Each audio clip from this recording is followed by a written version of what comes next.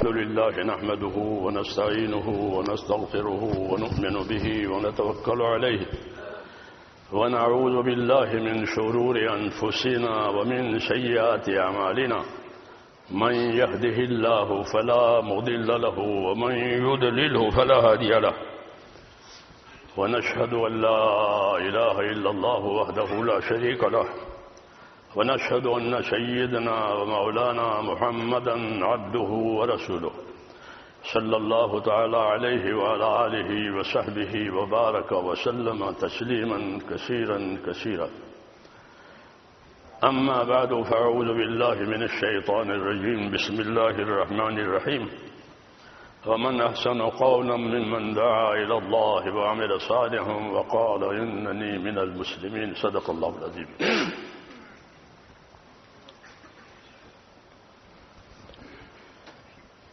بزرگوں اور پیارے بھائیوں،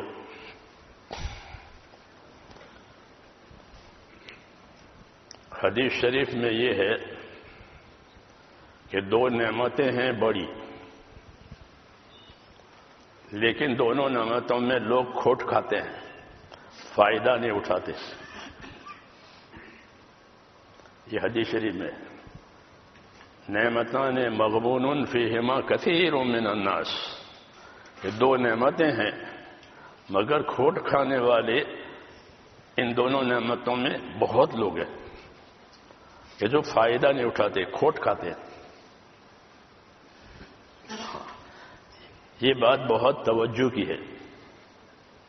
یوں تو ساری باتیں آپ صلی اللہ علیہ وسلم کی توجہ کے قابل ہے، کیونکہ ہمارا ایمان ہے، ہمارے نبی ہے. تو بعض چیزوں کو چھانٹ چھانٹ کر بتایا گیا ہے.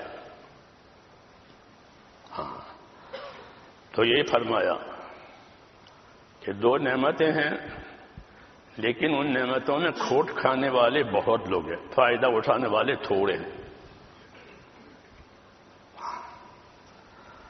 تو وہ نعمتیں کیا ہیں؟ فرمایا ایک تو صحت اور تندرستی، دوسری فرصت اور فراغ، کہ آدمی فری ہے، فارغ ہے، کوئی کام نہیں ہے، ساری چیزیں دے رکھی ہے.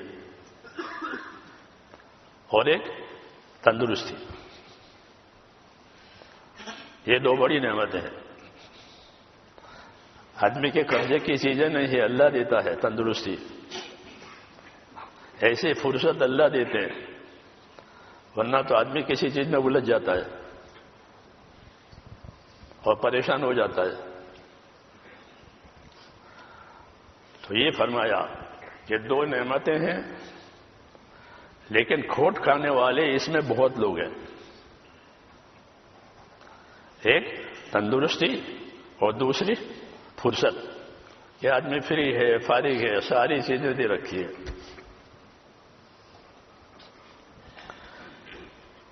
یہ تنبیہ ہے.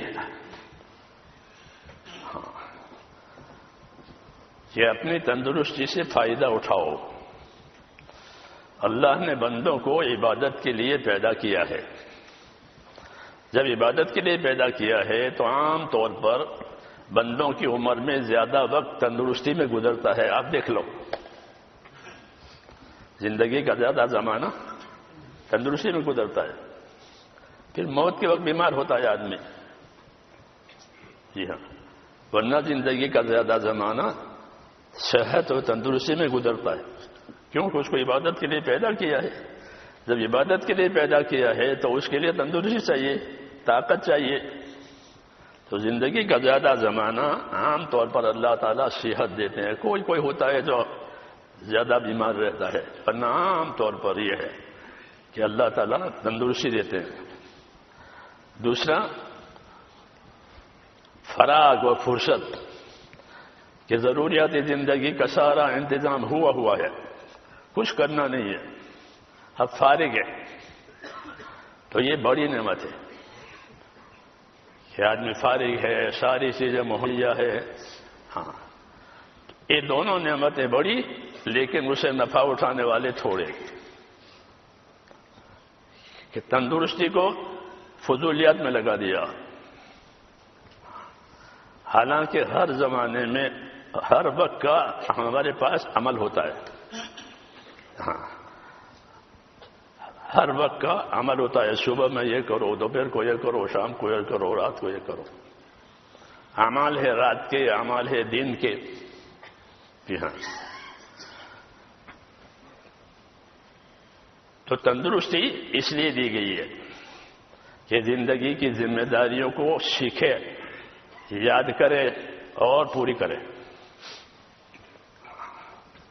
اس کے لیے صحت دی گئی ہے، اس کے لیے فرصت دی گئی ہے کہ اپنی فرصت کو مقصدی زندگی میں لگاوے. خالی راحت ضروریات اس میں نہ لگاوے. اچھا، جو چیز مقصد ہے اس میں اس کو لگاوے، اپنی صحت کو، اپنی فرصت کو. تو یہ زندگی ایک امانت ہے اللہ تعالیٰ کی. اس امانت کا حق ادا کرنا ہے، کیونکہ ہر آدمی سے اس کی زندگی کے بارے میں سوال ہوگا، پھر اس کی جوانی کے بارے میں سوال ہوگا. جی ہاں.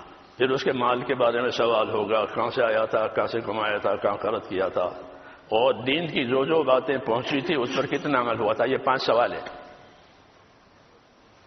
یہ 5 سوال ہے. جی ہاں. زندگی کو کامیاب کرنے کے لیے سوال کو پہلے سے ظاہر کر دیا ہے تاکہ ہر آدمی اس کے مطابق تیاری کرے. تو اس کے لیے اللہ تعالیٰ نے تندرستی بھی دی ہے اور فراغ اور فرصت دی ہے. لیکن اس سے فائدہ اٹھانے والے کہ بہت تھوڑے. ہاں. اس کی وجہ کیا ہے؟ اس کی وجہ میرے دوستو، ایک تو ایمان اور یقین کی کمزوری. آخرت کے بارے میں خاص طور سے، کہ آخرت کے بارے میں جیسا ایمان ہونا چاہیے ویسا ہمارے پاس کم ہے، کمزور ایمان ہے. آخرت دور نہیں ہے، آخرت دور نہیں ہے. حضرت ابوبکر صدیق فرماتے تھے کہ آدمی کی موت تو اس کے چپل کی پٹی سے بھی قریب ہے. آدمی چپل پہنتے ہیں پٹی. ہاں. الموت ادنیٰ من شراک نعلہ، کہ آدمی کی موت اس کی چپل کی پٹی سے بھی زیادہ قریب ہے، دور نہیں ہے. کیوں کہ موت کا مسئلہ ایسا ہے کہ وہ اچانک آتی ہے.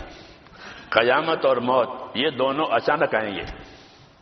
قیامت بھی اچانک آئے گی. ہاں. کپڑا بیچنے والا کپڑا دکھا رہا ہوگا اور خریدنے والا دیکھ رہا ہوگا اور ایک دم سوچوں گا جائے گا. جی ہاں. تاجر نمونہ دکھا رہا ہوگا، یہ دیکھو یہ دیکھو، اور سوچوں کا جائے گا. لا تأتیکم الا بغتہ، قیامت کہ اچانک آئے گی. اس طرح موت یہ بھی اچانک آئے گی. الموت یاتی بغتۃ والقبر صندوق العمل، کہ موت اچانک آئے گی اور آدمی کی قبر کہ اس کے عمل کا صندوق ہے، بکس ہے. اس کے عمل کا بکس ہے اس کی قبر. یہ رہبری آخرت کے بارے میں دی گئی ہے. ہاں. اور یہی حق ہے. لیکن آدمی دنیا کی ضرورت اور دنیا کی زینت، یہ 2 چیزیں اس کے سامنے ہوتی ہے. ایک دنیا کی ضرورت اور ایک دنیا کی زینت، اس کا شو، ہاں، اس کی رونق. تو جہاں تک ضرورت کا تعلق ہے وہ تو جائز ہے. ضرورت کے بارے میں سوال نہیں ہوگا، بلکہ ضرورت کو طریقے سے مطابق پوری کی جائے گی تو اجر ملے گا. اجر ملے گا کیونکہ ضرورت ہے. تو ضرورت کو اچھی نیت سے پوری کرے. حدیثوں میں ہے کہ ایک آدمی مال اس لیے کماتا ہے کہ میں اپنی ذات کا حق ادا کروں، کسی سے مانگنا نہ پڑے، اپنے اہل و عیال کا حق ادا کروں، اور بچ جائے تو دایاں بایاں پڑوسی کو دیکھ لوں. اس لیے کما رہا ہے کہ اپنی ذات کا حق ادا کروں، اپنے اہل و عیال کا حق ادا کروں، اور بچ جائے تو دائیں بائیں کوئی ضرورت مند ہے اس کو دیکھ لوں. اس لیے کما رہا ہے. تو فرمایا یہ آدمی قیامت میں اس طرح اٹھے گا کہ اس کا چہرہ چودھری رات کے چاند کی طرح چمکدار ہوگا. تو ضرورت ہے میرے دوستو، یہ تو فضائل لینے کے لیے ہے. کس کے لیے؟ کہ اپنی ضرورتوں کو صحیح طریقے سے ادا کر کے اللہ سے فضائل حاصل کرو. اللہ نے ہمارے عملوں کا انعام مقرر کیا ہے. مفت میں کام نہیں کرائیں گے، مفت میں کام نہیں کرائیں گے، بلکہ وَإِن تَكُ حَسَنَةً يُضَاعِفْهَا وَيُؤْتِ مِن لَّدُنْهُ أَجْرًا عَظِيمًا. اگر ایک ہی نیکی ہوگی تو اس کو بڑھائیں گے. یہ اللہ کے کرم کی بات ہے. ایک ہی نیکی ہے تو اس کو بڑھائیں گے، اور بڑا کر کے اپنی طرف سے اس کو بڑا اجر دیں گے اس نیکی کا. یہ ترغیب دی ہے تاکہ اپنی زندگی سے فائدہ اٹھائے. ہاں، لیکن فائدہ اٹھانے والے تھوڑے ہیں. اس کی کیا وجہ ہے؟ کہ دنیا کی زینت کو دھوکے میں ڈالتی ہے. دنیا کی رونق دوسروں کو دیکھے، حالانکہ ہم کو تعلیم یہ دی ہے کہ دین کے بارے میں اپنے سے اوپر والوں کو دیکھا کرو، اور دنیا کے بارے میں اپنے سے نیچے والوں کو دیکھا کرو. اگر ایسا کرے گا تو اللہ کا شکر گزار بندہ قرار دیا جائے گا. ہاں، یہ دین کے بارے میں اپنے سے اوپر والا، کہ فلاں بندہ ہے کہ در روز وہ نماز کو انتظار صلاۃ سے پڑھتا ہے. نماز پڑھنے کے بہت سے طریقے ہیں. انتظار صلاۃ سے نماز پڑھے، نماز کے انتظار میں بیٹھا ہے اور انتظار کے ساتھ نماز پڑھے. یہ اعلیٰ درجہ ہے کہ نماز انتظار کے ساتھ پڑھے. تو ان لوگوں کو دیکھیں جو نماز کو انتظار صلاۃ سے پڑھتے ہیں، اور ان سے سبق لے. یہ تعلیم ہے کہ دین کے بارے میں اپنے سے اوپر والے کو دیکھو اور دنیا کے بارے میں اپنے سے کمتر والوں کو دیکھو. اگر یہ کیفیت پیدا ہو گئی تو شکر گزار بنو گے. اور اگر اس کا الٹا کر دیا کہ دنیا میں جو ترقی کر رہے ہیں ان کو دیکھا کہ ہمارے پاس تو اتنا بھی نہیں ہے، اس کے پاس تو اتنا ہے، تو یہ ناشکری کی بات ہے. اللہ نے دنیا کے اسباب کو اور معیشت کے سامان کو اپنی حکمت سے تقسیم کیا ہے. کسی کو کم دیا، کسی کو زیادہ دیا، کسی کو عمر زیادہ دی، کسی کو عمر کم دی. نحن قسمنا بینہم معیشتہم فی الحیات الدنیا. ہم نے معیشت کو ان کے درمیان میں تقسیم کر رکھا ہے. یہ تقسیم ہے اللہ کی طرف سے، اور حکمت سے تقسیم کیا ہے. اللہ جانتے ہیں کس کے لیے کون سی چیز اچھی ہے. ہاں، اس لیے اللہ کی حکمت پر بھی ایمان لانا چاہیے اور اللہ کی قدرت پر بھی ایمان لانا چاہیے. کہ اللہ نے ایک کام یا ایک چیز ہم کو نہیں دی تو یہ نہیں کہ اللہ تعالیٰ کے پاس طاقت نہیں تھی، کہ اللہ کے پاس طاقت ہے، پھر ہم کو کیوں نہیں دی ہے؟ کہ اس کی حکمت کا تقاضا ہے. اس کی حکمت کا تقاضا ہے کہ اس کو نہ دیا جائے، اس کے لیے بہتر نہیں ہے. کتابوں میں قصہ لکھا ہے کہ موسیٰ علیہ السلام کہیں جا رہے تھے، ایک آدمی کو دیکھا کہ وہ اپنی غریبی اور بے مائیگی کی وجہ سے اپنے آپ کو ریت میں دبایا ہوا ہے، پہننے کا کپڑا نہیں ہے، اتنا محتاج ہے. اس نے موسیٰ علیہ السلام کو دیکھا تو لوگوں کی عادت ہے کوئی اللہ والا ہو تو اس سے دعا کے لیے کہتے ہیں کہ میرے لیے دعا کرو، میری حالت دیکھو، میرے پاس کچھ نہیں ہے، ریت میں دبا ہوا ہوں. تو موسیٰ علیہ السلام کو رحم آیا، دعا مانگی، اور دعا مانگ کر کے اپنے کام کے لیے روانہ ہو گئی. اللہ قدرت والے ہیں، اللہ کو بدلنے میں کیا دیر لگتی ہے. جس کے حالات بدلنے لگے، ہاں دعا ایک طاقتور چیز ہے، لیکن مسلمانوں کو اپنی دعا کی طرف توجہ نہیں ہے۔ جی ہاں، کہ اپنے آپ کو دعا والا بناؤ کہ دعا سے بڑے بڑے کام ہوتے ہیں۔ اللہ نے دعا سے بڑے بڑے کام کیے ہیں۔ دعا مومن کا ہتھیار ہے۔ تو اس کے حالات بدلنے لگے۔ ایک زمانہ گزر گیا، پھر دوبارہ موسیٰ علیہ السلام کا گزر ہوا تو بہت لوگ جمع ہیں اور کچھ اپنا سر اٹھا اٹھا کر دیکھ رہے ہیں۔ فرمایا کیا قصہ ہے؟ عرض کیا کہ ایک آدمی ہے، اس نے شراب پی کر خون کیا ہے، شراب پی کر خون کیا ہے۔ اس خون کی سزا میں اس کو موت کی سزا دی جا رہی ہے، لوگ وہ دیکھ رہے ہیں۔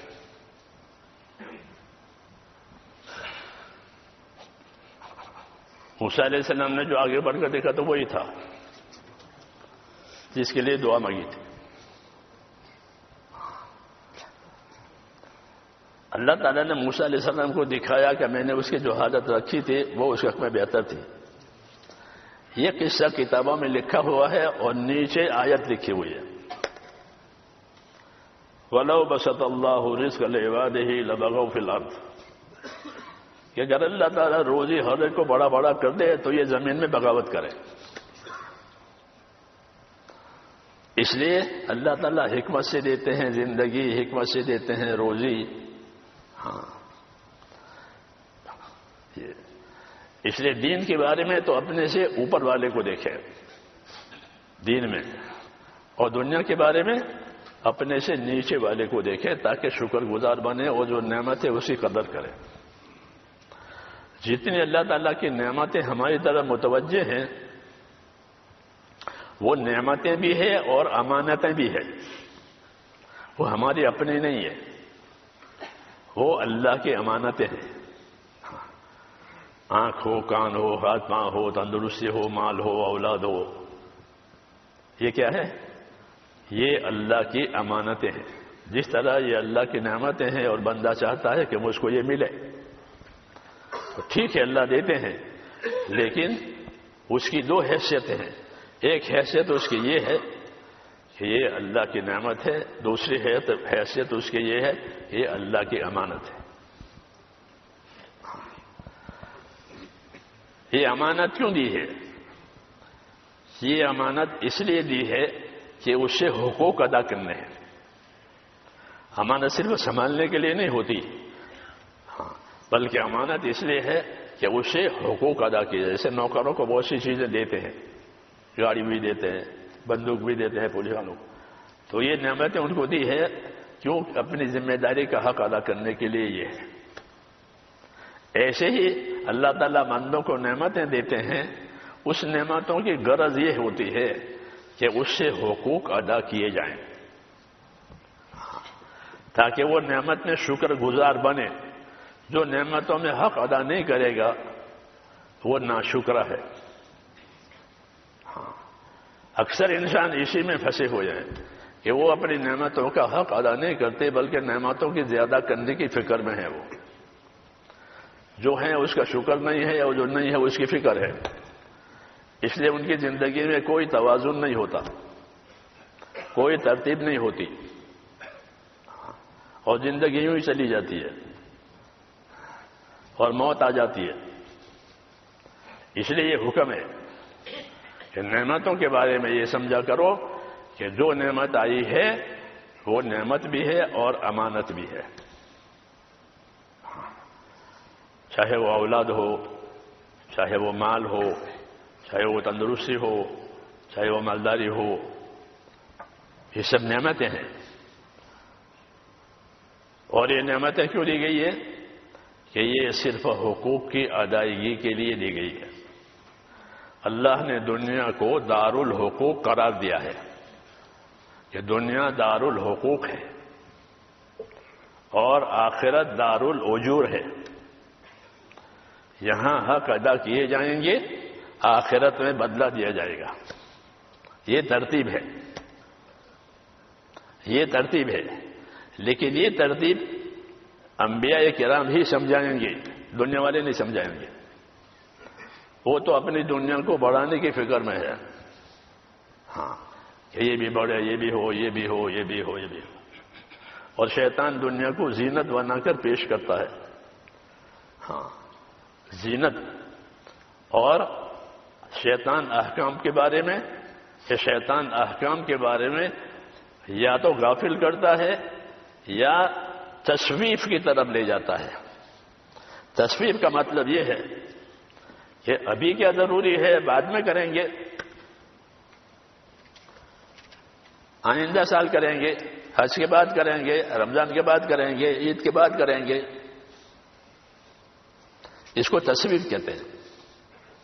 ہاں کیا کہتے ہیں؟ تصویف. ابھی نہیں بعد میں کریں گے. حدیثوں میں ہے کہ آدمی کی آنکھ کھلتی ہے تو رات کو، تو شیطان کہتا ہے کہ ابھی تو بہت دیر ہے، آرام کر لو.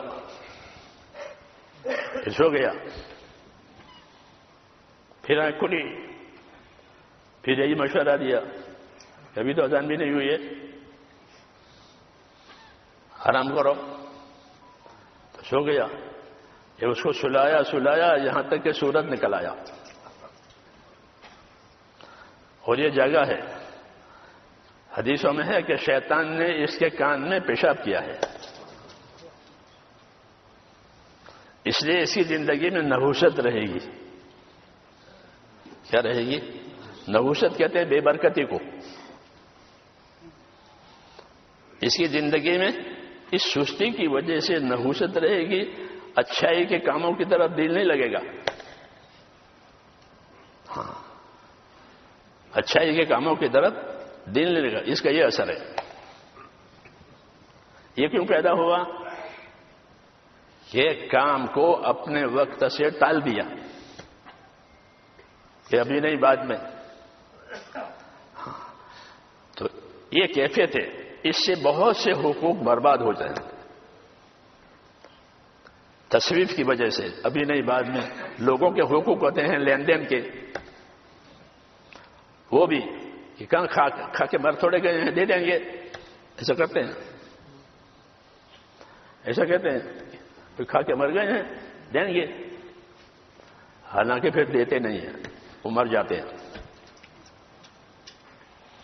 یہ تصویف ہے. اس کو ابھی نہیں بعد میں، ابھی نہیں بعد میں. علماء نے لکھا ہے اکثر جہنم میں جانے والے اس راستے سے جہنم میں جائیں گے، تصویف کے راستے سے. ابھی نہیں بعد میں، ابھی نہیں بعد میں، ابھی نہیں بعد میں. نہ اللہ کے حق ادا کر پائیں گے، نہ مخلوق کے حق ادا پائیں گے.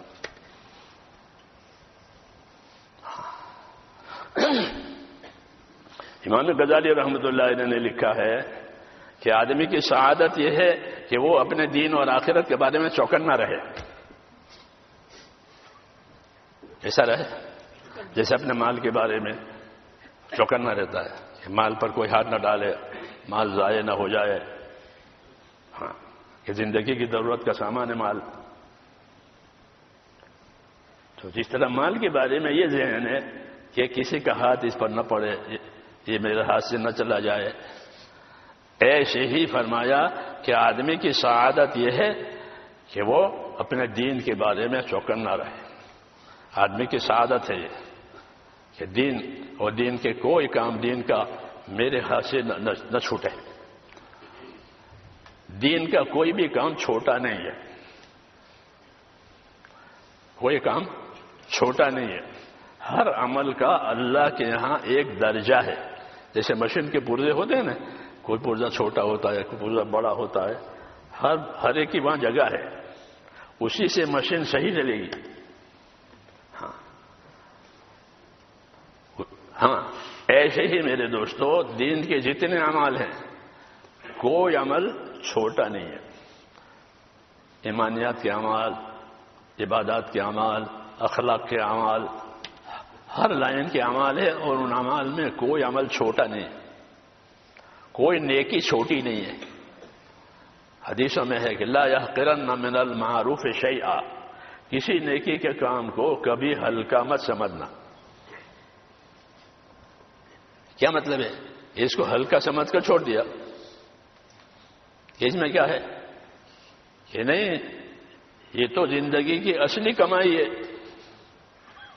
ہاں نیکی تو زندگی کی اصلی کمائی ہے کہ نیکی کے لیے تو زندگی دی ہے، تو یہ تو زندگی کی اصلی کمائی ہے. اس لیے حدیث پاک میں یہ کہا کہ یہ دو نعمتیں بڑی ہیں اور اس سے فائدہ اٹھانے والے تھوڑے ہیں، ایک تندرستی اور ایک فرصت. اللہ تعالیٰ نے انبیاء کرام کو اسی لیے بھیجا ہے تاکہ زندگی کی ترتیب قائم کریں. ہاں نبی کے ذمہ ہوتا ہے زندگی کا عمل اور عمل کی نیت اور عمل کی ترتیب یہ سمجھانا نبی کے ذمہ ہے. عمل کی نیت اور عمل کی ترتیب، اگر یہ باتیں نہیں ہوگی تو زندگی ایسے چلی جائے گی. اس لیے اللہ تعالیٰ نے نبیوں کے ساتھ علم کو بھی اتارا ہے. مال دولت فوج یہ باتیں نبیوں کے ساتھ نہیں ہوتی، ان کی اپنی ذات ہوتی ہے بس، اور یہ چیزیں ہوتی ہیں. وہ یہی چیزیں لے کر کے آتے ہیں تاکہ لوگوں کو زندگی ذمہ داری سمجھائے کہ زندگی کی کیا ذمہ داری ہے، کیونکہ دنیا ذمہ داریوں کی پورا کرنے کی جگہ ہے اور آخرت بدلہ پانے کی جگہ ہے. جو زندگی کی ذمہ داری پوری کرے گا وہ بدلہ پائے گا. آخرت کے بدلے میں اور دنیا کے بدلے میں فرق ہے. دنیا بھی بدلہ ملتا ہے، آپ نے کسی کو نوکر رکھا، کسی سے کام کرایا، اس نے آپ کا کام پورا کیا، آپ اس کو دیں گے محنت کا بدلہ. معاملہ ہے اللہ بھی دے گا آخرت میں، لیکن آخرت کے بدلے میں اور دنیا کے بدلے میں فرق ہے. یہ کیا فرق ہے؟ کہ یہ فرق ہے کہ آخرت میں جو بدلہ ملے گا وہ باقی رہنے والا بدلہ ملے گا اور بڑھا چڑھا کر ملے گا. اللہ کی ترتیب ہے، کیونکہ اللہ تعالی نے بندوں کو کمزور پیدا کیا ہے. خلق الانسان ضعیفا، یہ فرمایا کہ بندہ کمزور پیدا کیا گیا ہے. ہاں اللہ جانتے ہیں، وہی پیدا کرنے والے ہیں، تو اس بات کو جانتے ہیں. اس لیے اللہ تعالیٰ نے ذمہ داریوں میں آسانیاں رکھی ہے، کیونکہ بندے کمزور ہیں. ہاں کمزور ہیں، ایک حاجت پوری نہ ہوئی تو آدمی پریشان ہو جائے گا کہ پیشاب رک گیا، مشکل ہو گئی، اب کسی کام کا نہیں رہا، کیا ہو گیا، پیشاب نہیں ہوا. یہ کمزور ہے یہ. اس لیے اس کی کمزوری کی رعایت میں اللہ تعالیٰ نے ہمارے ساتھ آسانیاں کی ہے. یرید اللہ بکم اليسر ولا یرید بکم العسر، کہ اللہ کا ارادہ تمہارے ساتھ آسانی کا ہے، اللہ کا ارادہ تمہارے ساتھ دشواری کا اور مشکل کا نہیں ہے. تو اللہ کا تو ارادہ ہی نہیں ہے دشواری کا. پھر دین جو بھاری پڑ رہا ہے اور مشکل لگ رہا ہے، اس کی کیا وجہ ہے؟ کہ اپنے آپ کو دین کے قابل نہیں بنایا. ہاں اپنے آپ کو دین کے قابل بناؤ، پھر دین آسان ہو جائے گا، بلکہ زندگیوں میں برکت ہو جائے گی. پہلے زمانے کے لوگوں کی باتیں سنتے ہیں کہ امام شافعی رحمۃ اللہ علیہ رمضان میں 61 قرآن شریف ختم کر دیتے. آج حساب کرے یوں تو کہ ایسا نہیں ہو سکتا. حساب والے ہیں نا سب، یہ ایسا 61 قرآن کہاں ختم، انہوں نے ختم کیے اور اتنے دفعہ ختم کیے تاریخ میں آ گیا. کہ کوئی کام ایک دفعہ کرے تو وہ تاریخ میں نہیں آتا. آتا ہے ایک آدھ دفعہ کوئی کام کیا وہ تاریخ میں نہیں آتا، اسے تاریخ نہیں بنتی. تاریخ تو زندگی کے مسلسل کاموں سے بنتی ہے، اچھی اور بری، اسے تاریخ بنتی ہے. تو انہوں نے یہ کام ایک آدھ دفعہ کیا ہو، اتفاقی طور پر ہو گیا ہو، ایسا نہیں ہے، بلکہ کیا ہے اور یہ وجہ ہے زندگی جو ہے وہ لمبی نہیں ہوتی. زندگی کی مثال ایسی ہے جیسے ربر رنگ ہوتی ہے نا، وہ تو ہے تو وہ رنگ اتنے، لیکن وہ لمبی ہو جاتی ہے اور سکڑ بھی جاتی ہے. ایسی زندگی ہے کہ اگر اسے کام لو تو یہ لمبی ہو جائے گی. ہاں، یعنی سارے کام ہو جائیں گے. ہاں، جس کام کا ارادہ کیا اور جس کام کے لیے محنت کی وہ دعا مانگی، اللہ وہ کام کر دیں گے. اسی زندگی میں، دوسری زندگی نہیں ہے. تو زندگی کو ایسا بنایا ہے جیسے ربر رنگ، وہ لمبی کرو تو لمبی ہو جائے، چھوڑ دو تو چھوڑ. ایسے دین کے کاموں کو چھوڑ دو تو پھر زندگی سکڑ کر کھانے پینا کی رہ جائے گی بس. اس لیے میرے دوستو، ہمارے پاس اللہ تعالیٰ کا دین جو ہے وہ اللہ کی ایک بڑی امانت بھی ہے اور بڑی نعمت بھی ہے. بڑی نعمت، قرآن بڑی نعمت، اللہ کا رسول بڑی نعمت، اللہ کے احکام بڑی نعمت، نبی کریم صلی اللہ علیہ وسلم کی سنتیں بڑی نعمت. یہ نعمتیں ہمارے پاس ہیں، لیکن اس کا سیکھنا سکھانا ہوتا نہیں. دنیا کی باتیں سیکھتے ہیں تو ہم منع نہیں کرتے دنیا کی باتیں سیکھنے سے، لیکن اپنی ذمہ داری کو پورا کرنے کے لیے ایمان کے ساتھ ضروری علم ہونا چاہیے.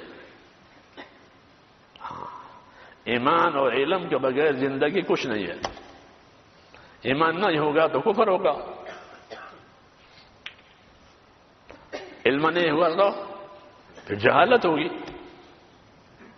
ہاں، دنیا ایسی ہے کہ ایک چیز نہ ہوئی اس کے دوسری آ جائے گی. رات نہیں تو دن، دن نہیں تو رات، اندھیرا نہیں تو اجالا، اجالا نہیں تو اندھیرا. اللہ نے دنیا کو ایسا بنایا. وَمِن كُلِّ شَيْءٍ خَلَقْنَا زَوْجَيْنِ لَعَلَّكُمْ تَذَكَّرُونَ. ہم نے دنیا کو ہر چیز کا جوڑا جوڑا بنایا. اندھیرا اجالا، رات دن، تندرستی بیماری، دوستی دشمنی، اس جوڑا بنایا. ایک ہوگی دوسری نہیں ہوگی، یہ جوڑ ایسا بنایا ہے. تو اگر علم نہیں ہوگا تو کہ جہالت ہوگی. ایسے نہیں کہ علم بھی نہ ہو جہالت بھی نہ ہو، کیسے نہیں ہوتا. کہ علم نہیں جہالت، عمل نہیں تو غفلت، عمل نہیں ہے تو غافل ہے. علم و ذکر جو تبلیغ میں ہے اس کا کیا مطلب ہے؟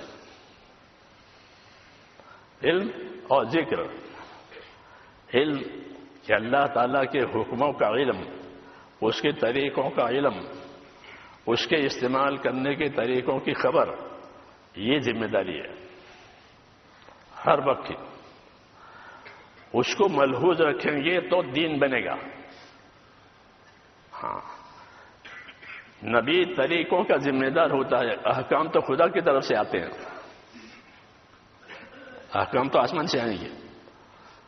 اور نبی ان حکموں کے پورا کرنے کے طریقے بتائیں گے. اسے طریقے بہت ہیں، آسانی کے لیے بہت طریقے. جس کوئی بڑی جگہ ہوتی ہے تو اس کے بہت دروازے ہوتے ہیں، یہاں سے بھی آؤ، یہاں سے بھی آؤ، یہاں سے بھی آؤ. آسانی اس میں ہے. جی ہاں، ایک ہی دروازہ ہو، ایک ہی سیڑھی ہو تو پریشانی ہو جائے. ایسے ہی دین میں طریقے بہت زیادہ ہیں، کیونکہ حالات مختلف ہیں. تو ہر حال کے لیے ایک طریقہ، تاکہ کوئی حال دین سے باہر نہ ہو جائے. ہر عمل دین کے دائرے میں رہے. اس کے لیے اللہ تعالیٰ نے ایمان کے ساتھ علم کو مسلمانوں کو دیا ہے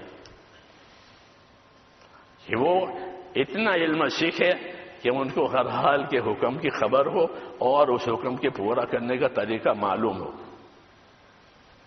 ہاں، بعض طریقے ضروری ہوتے ہیں، بعض طریقے سنت ہوتے ہیں، بعض طریقے مستحب ہوتے ہیں. وہ سب سیکھنے کے لیے، اس سے زندگی دینی بنتی ہے، نہیں تو عادت اور رواج. اگر یہ طریقے نہیں ہوئے تو ان کی عادت ہے، ان کا رواج ہے، یہ کرتے ہیں، تو ایسا نہیں ہے. عادتیں اور رواج تو قوموں کے ہوتے ہیں، ہماری کوئی قوم نہیں ہے، ہم تو امت ہے. ہم کون ہیں کہ ہم تو امت ہے. امت کا کیا مطلب ہے کہ امت کا مطلب یہ ہے کہ جیسے مقتدی امام کے پیچھے جو امام کریں گے وہ ہم کریں گے، اس سے آگے نہیں جائیں گے. تو محمد صلی اللہ علیہ وسلم امام ہیں، محمد صلی اللہ علیہ وسلم امام ہیں. جو وہ کریں گے وہ ہم کریں گے، جو وہ منع کریں گے اسے چھوڑ دیں گے. ما آتاکم الرسول فخذوہ وما نہاکم عنہ فانتہوا. جو رسول دے اسے لے لو، جسے منع کرے اسے چھوڑ دو. یہ اصل ذمہ داری ہے کہ رسول جو طریقہ دے اسے لے لو، اور جس بات سے منع کرے اس کو چھوڑ دو. تو اب یہ زندگی پاک ہو جائے گی، صاف ستھری ہو جائے گی. کس سے؟ کہ گناہوں سے، کوتاہیوں سے، سستی سے، اور صاف پاک ہوگی. کیونکہ زندگی کا پاک صاف ہونا ضروری ہے. مسنون دعاؤں میں یہ دعا مانگی ہے اور ہم کو سکھائی ہے، اللہم انی اسألک عیشۃ نقیہ. اے اللہ میں آپ سے صاف ستھری زندگی مانگتا ہوں، آپ سے صاف ستھری زندگی مانگتا ہوں. تو حضور صلی اللہ علیہ وسلم کی زندگی تو صاف ستھری پہلے سے ہی تھی، مگر دعا مانگ کر کے ہم کو اس طرف متوجہ کیا ہے کہ زندگی کو پاک صاف ستھری بناؤ. عیشۃ نقیہ ومیتۃ سویہ. اور موت ایسی دے کہ موت ڈھنگ کی موت. موت صحیح طریقے پر موت آوے، توبہ کے ساتھ، استغفار کے ساتھ، حقوق کی ادائیگی کے ساتھ موت آوے. یہ عیشۃ نقیہ ومیتۃ سویہ، کہ ایسی موت آوے کہ حقوق کی ادائیگی کے ساتھ مطلب کہ کسی کا حق میرے اوپر نہیں ہے، جن کا حق تھا وہ دے دیا ہے، اللہ کا حق تھا وہ بھی پورا ہو گیا ہے. اب کیا آخرت میں جانے کے لیے تیار ہے. یہ طریقہ، یہ دعا مانگی ہے. وہ یہ دعا اس لیے مانگی ہے تاکہ اس کو لوگ اپنے دل دماغ پر لیں، اس کو لوگ اپنے دل دماغ پر لیں کہ زندگی کیسے ہونی چاہیے کہ صاف ستھری. صاف ستھری کیا مطلب ہے کہ اللہ کے حقوق باقی نہیں رہنے چاہیے. اللہ کے حقوق باقی نہیں رہنا چاہیے. جو حقوق اللہ کی طرف سے ہیں اس کی ادائیگی. اور کوئی گناہ ہو گیا ہے تو کہ اس کی توبہ، اس کی توبہ کرنا فرض ہے. جیسے نماز پڑھنا فرض ہے، ایسے گناہ کیا ہے تو توبہ کرنا فرض ہے. عام طور پر لوگ اس کو جانتے نہیں ہیں کہ جس طرح نماز فرض ہے، زکوٰۃ فرض ہے، اس طرح توبہ بھی فرائض میں داخل ہے اگر گناہ کیے ہیں تو.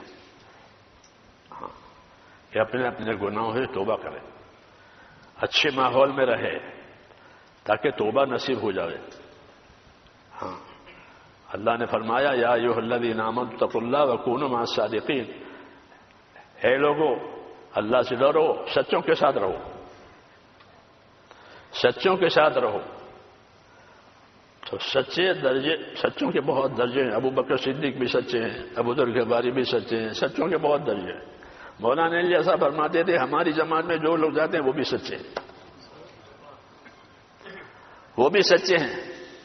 یہ کیوں؟ کہ وہ اپنے جان مال سے کچھ نہیں چاہتے، اللہ کو چاہتے ہیں، آخرت کو چاہتے ہیں. تو یہ بھی سچے ہیں. ہمت بڑھائیے کہ اپنے کام کو کمتر نہ سمجھے، اپنے کام کو کمتر نہ سمجھے. ویسے حدیثوں میں بھی ہے کہ کوئی کسی نیکی کو حقیر نہ جانے. لا يحقرن من المعروف شيئا ولو ان تلقى اخاك بوجه طلق. کوئی آدمی کسی اپنی نیکی کو ہلکی نہ سمجھے، اگر سے اپنے مسلمان بھائی سے خندہ پیشانی سے ہنستے چہرے سے مل سکتا ہو تو یہ بھی کرے، کہ یہ بھی نیکی ہے. کہ زندگی اس لیے دی گئی ہے، جی ہاں، حقوق کی ادائیگی کے لیے. اور دنیا کو اللہ نے دار الحقوق قرار دیا ہے کہ یہ حقوق ادا کرنے کی جگہ ہے اور آخرت بدلہ پانے کی جگہ ہے۔ سب سے بڑا حق کس کا ہے؟ اللہ کا۔ ہاں، حضور صلی اللہ علیہ وسلم نے معاذ ابن جبل سے پوچھا، معاذ آپ کو معلوم ہے اللہ کا کیا حق ہے؟ عرض کیا مجھے نہیں معلوم ہے۔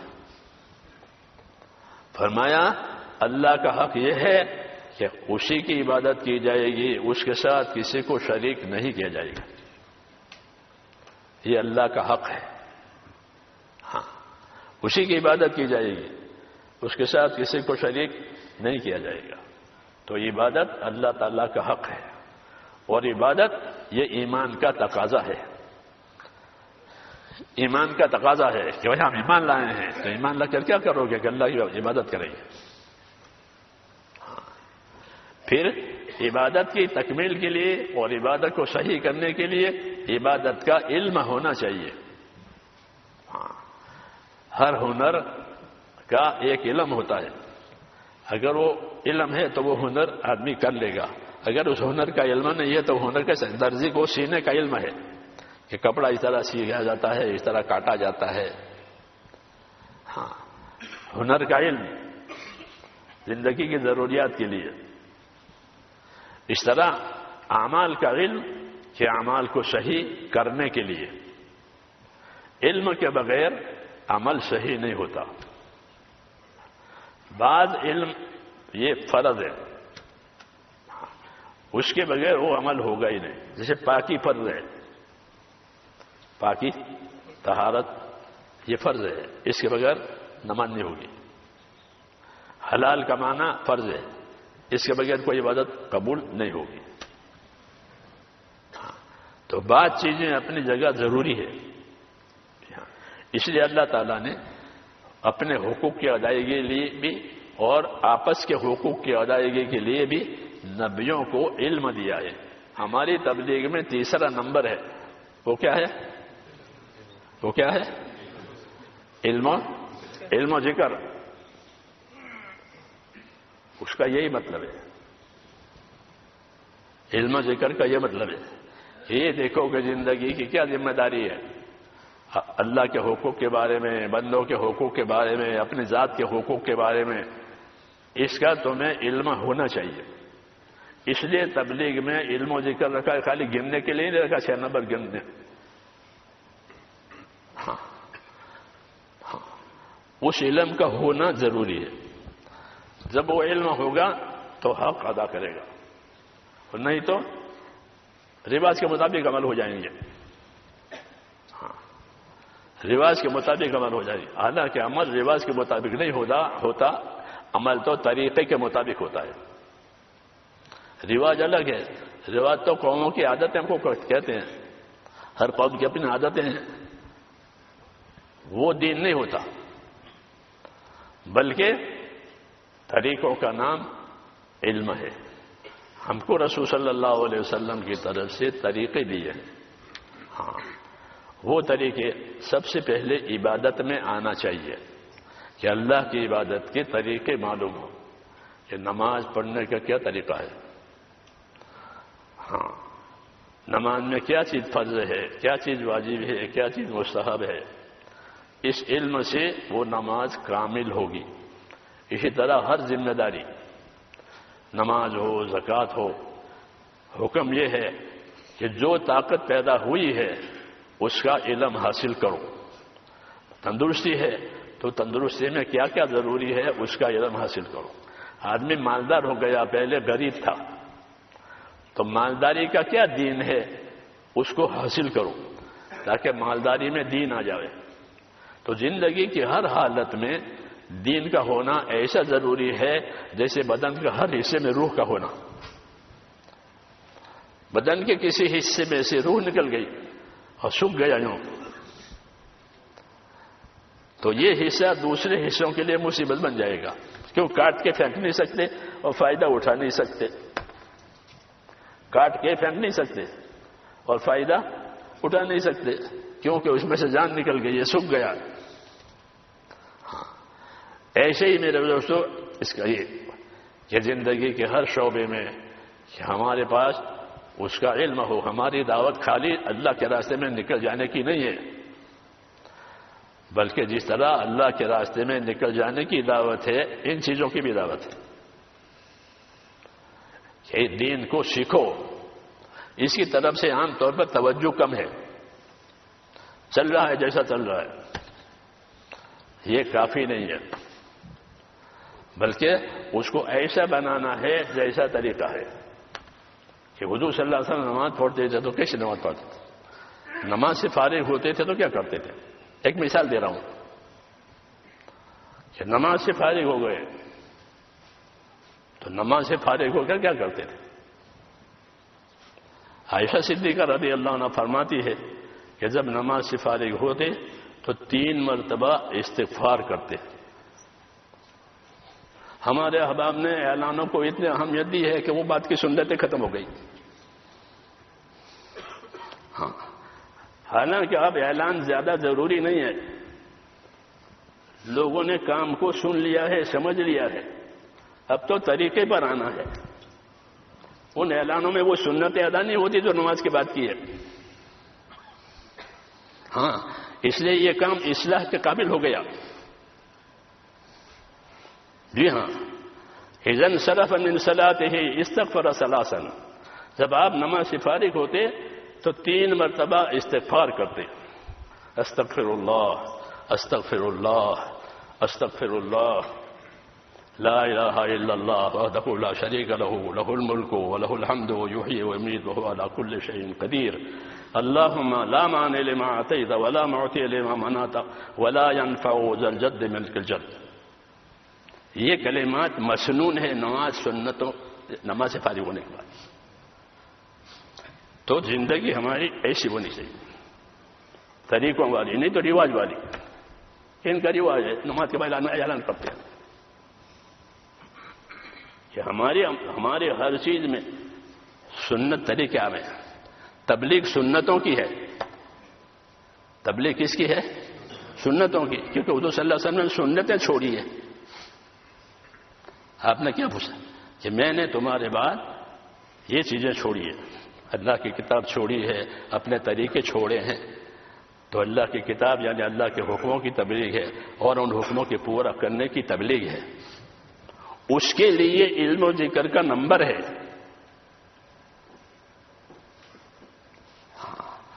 روز کچھ نہ کچھ سیکھے. صحابہ کرام نے اسی طرح دین کو سیکھا ہے بڑی بڑی عمروں میں. حضرت ابو عمر رضی اللہ عنہ کتنے بڑے آدمی ہیں. وہ ابو ہریرہ سے حدیثیں لیتے تھے کیونکہ ابو ہریرہ حدیثوں کے مالدار آدمی، ان کے پاس بہت حدیثیں. فرماتے تھے میں نے حضور صلی اللہ علیہ وسلم سے حدیثوں کے بورے لیے. ہاں، تو وہ حدیثوں کے مالدار ہیں، ان کے پاس حدیثیں بہت ہیں. تو ان سے حدیثیں لیتے تھے.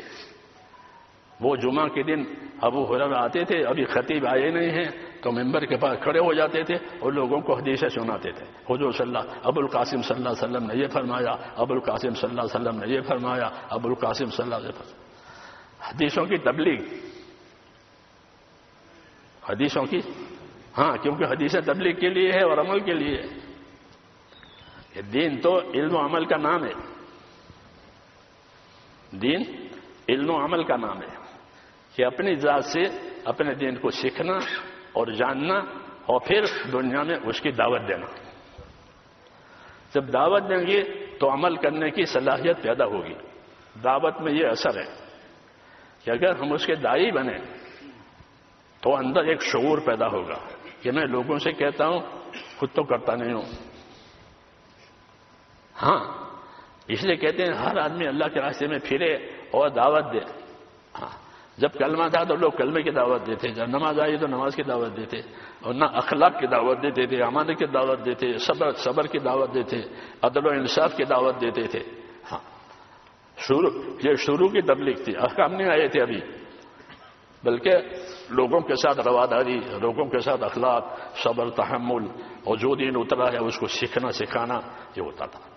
اور یہی اصل ہے کہ اپنے دین کو سیکھتے ہوئے، اپنی زندگیوں میں لاتے ہوئے، پھر اس کے داعی بنے، اس کے سکھانے والے بنے، ہاں اس کے سمجھانے والے بنے.